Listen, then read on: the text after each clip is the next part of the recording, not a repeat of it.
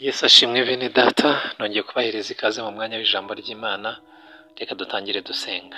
Mana nziza y'urukundo rwinshi, nongeye kuduhereza amahirwe yo kumva ijambo ryawe. Nyemerera mwuka wawe wera azaganze muri twe, atubashishe kumva imvugo yawe kandi anadushoboze gusohoza icyo dutumyeho binyuze mu ijambo ryawe. Tubisabye twizeye mu izina rya Yesu, amen.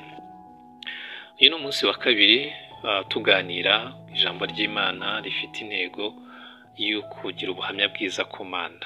Muri iki cyumweru nicyo turi kuganiraho, nicyo cyifuzo dufite, kugira ubuhamya bwiza ku Mana, ariko kandi turifuza ko biba n'icyifuzo cy'ubuzima bwacu bwose.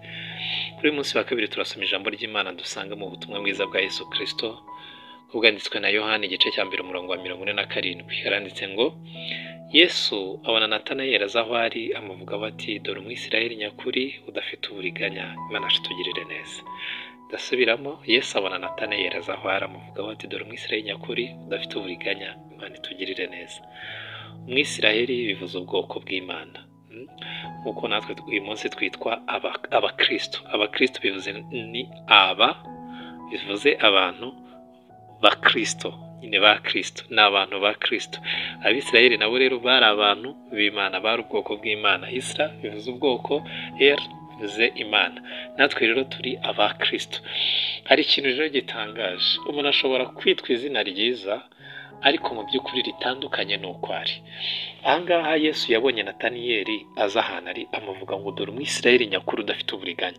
Bivuze ngo birashoboka ko hari abandi Yesu yajyaga abona bitwa abisirayeli, bitwa ubwoko bw'Imana, ariko mu by'ukuri bikaba ni ikinyoma, atari abisirayeli by'ukuri, atari ubwoko bw'Imana. Bakitwa iryo zina, bakitwa abantu beza, izina ryiza ry'abantu b'ubwoko bw'Imana, ariko ibikorwa byabo kabona rwose bitandukanye n'uko bari. Ngo ariko Natanayeli rero waje, Yesu amuvuga, aramubwira ati mbonye umwisirayeli nyakuri udafite uburiganya. Bikomeje gusoma muri iki gice, Natanayeli atangaye, aramubwira ngo wamenye gute? Yesu aramubwira ngo maze Filipo ataraza kukureba, yari uri munsi y'igiti cy'umutini nabwo nakubonye. Sinzi ikintu cyari cyabereye aho ngaho munsi y'igiti cy'umutini, ariko Yesu yari yabizirikanye, akomeza kumugiraho ubuhamya bwiza. Imana itugirire neza.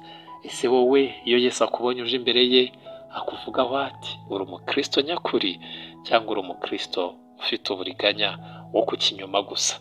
Itekerezeho neza kuri bya bintu muziranyeho, wowe nawe nyine bwa buhamya muziranye abandi bantu batazi.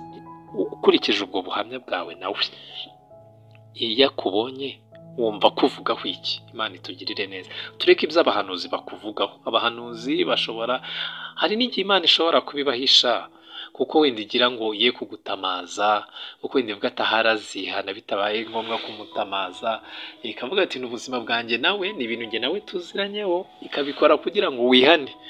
Ariko se ukurikije ukuntu muziranye, urebye ibitekerezo ugira, urebye ibikorwa ugira, urebye ibintu biba mu mutima wawe, urebye ibintu ubamo, ubona Yesu Kristo akuvugaho iki? Uri umukristo nyakuri, cyangwa uri umukristo ufite uburiganya? Imana itugirire neza. Umuntu ashobora kwitwa ubwoko bw'Imana, akitwa umukristo, ariko bikaba ni ku izina gusa. Donc ntibiba ari ibintu, uko yitwa ntibibe bihura n'uko ari. Ariko Imana itugirire neza. Kino cyumweru, ndetse nturindire ko iki cyumweru kirangira, cyangwa ijambo ry'Imana rikagusigamo umuhate wo kuba umukristo by'ukuri. Imana itugirire neza. Ni indirimbo ivuga ngo ngende umukristo nzahora ndiwe. Hari n'igitero bavuga ngo ngende umukristo wo mu mutima. Imana itugirire neza. Ukwiriye kuba umukristo uko witwa, kuko kaba ari na kuri. Natanayeli akubera urugero rwiza, kuriya yahingutse imbere ya Yesu Kristo akamutangira ubuhamya. Nawe ugira umwete wo gutunganya ibitari bitunganye, niba koko byari bihari, niba wari uri mu murongo mwiza, komerezaho, uharanire guhora ufite ubuhamya bwiza ku Mana. Kuko abantu Yesu Kristo atangira ubuhamya bwiza aha ku isi, ni nabo azabutangira mu gihugu cyo mu ijuru, kuko hazaba uwo mwanya wo kudutangira ubuhamya imbere ya Data. Imana itugirire neza. Bifurije kugira ubuhamya bwiza kuri Kristo. Imana iduha